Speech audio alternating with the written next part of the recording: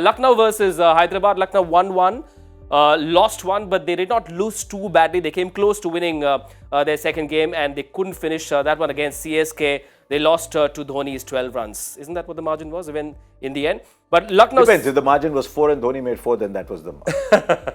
It's always Dhoni, sir. He's always the difference. But let's take a look at their squad and see what the changes could be. Quinton de Kock available. Safe to say, Harsha, that Stoinis could be cooling his heels. He could be. Now let's look at what that does to the bowling. They hardly use Stoinis as a bowler, but they're aware that they can use Stoinis. The question is who goes down to 3?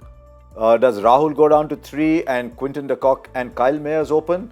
Or does Quinton de Kock come down to 3? I'd like to see them use Nicholas Pooran at 4, but they could use Hooda at 4 and Pooran at 5. Hooda gets back into form. We are now talking about a serious top 5. We're talking about top 5 that already has a keeper and 2 overs in it.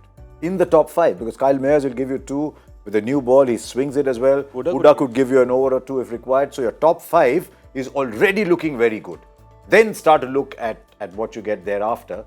But the top 5 is looking very good. Joy, to accommodate one Quinton de Kock, everyone will bat in a different position. Is that advisable for a team or is that okay? No, I think Quinton de Kock is way too good a player. He has to bat top 3. So I see exactly the same thing. Rahul, Kyle Mayers, Quinton de Kock, because that's the template they used for I think the Durban team, was it? I think it was the Durban team, which used exactly the same template. QDK batting at 3. And exactly, that 5 is good.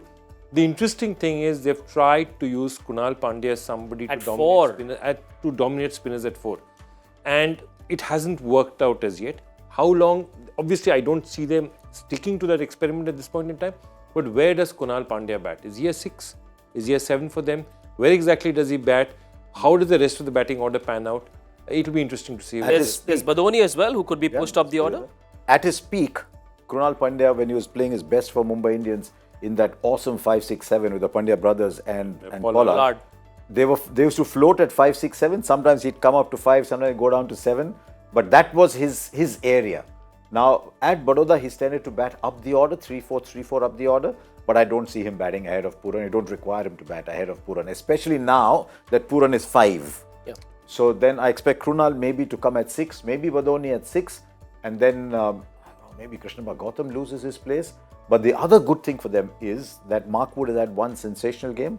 Ravi Bishnoi is bowling well. Yeah. I'd like to see him as one of the standout bowlers in this tournament. Now what happens after that? I mean, they'd give anything to have Mohsin Khan back. They've got Avesh Khan. So their bowling is now starting to look pretty covered. So Krunal Pandya, we've hardly seen Krunal Pandya bowl this year. Lots of bowling options, but they don't seem to want to see Mark Wood bowl in the first 2 or 3 overs. He always comes in 4th, 5th over. Should that change? Look, it depends on circumstances. Right now, what they're doing is that, remember, this is a Lockie Ferguson formula. Bring him in the middle overs, somebody who's an enforcer, Umran Malik, Lockie Ferguson.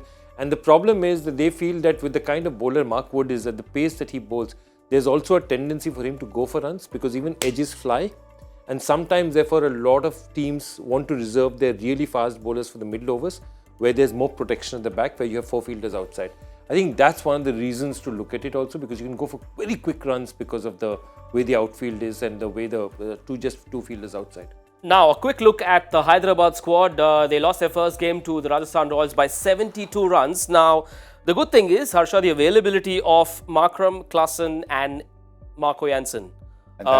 How do you manage their return? Now, when I looked at that team, that is the reason why I backed them to make the top 4. I still think that top 3 is very powerful. Someone like a Tripathi and Mayank Agarwal, they're not going to get out early every day.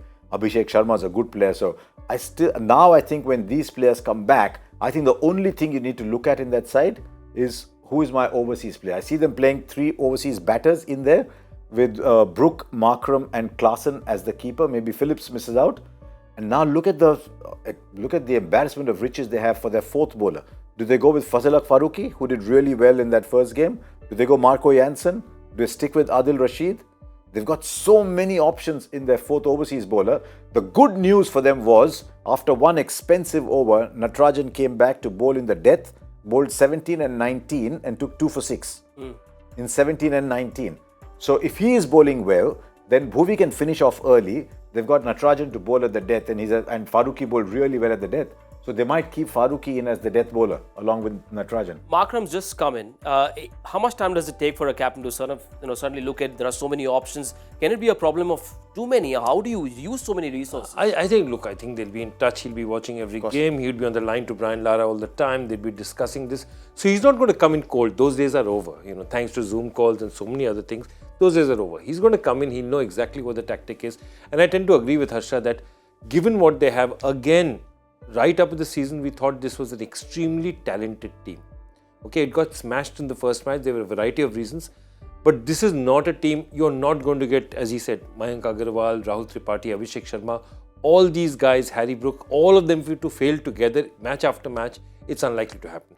And they have the bowling resources. Bhuvneshwar is a different bowler when he feels he doesn't need to bowl at the death. He's a really good bowler when the pressure of bowling at the death is not with him. So if they turn around and said, look, we're going to bowl you 2, maybe 3 up front and 1 in the 8th or 9th or 10th over and leave it there, Natarajan and Farooqi or Natarajan and Marco Jansen will finish. I think he'll also be, he'll be freed. My only worry is that if you drop Adil Rashid, okay, that means your spin is basically your spin options are Washington Sundar and Abhishek Sharma up front.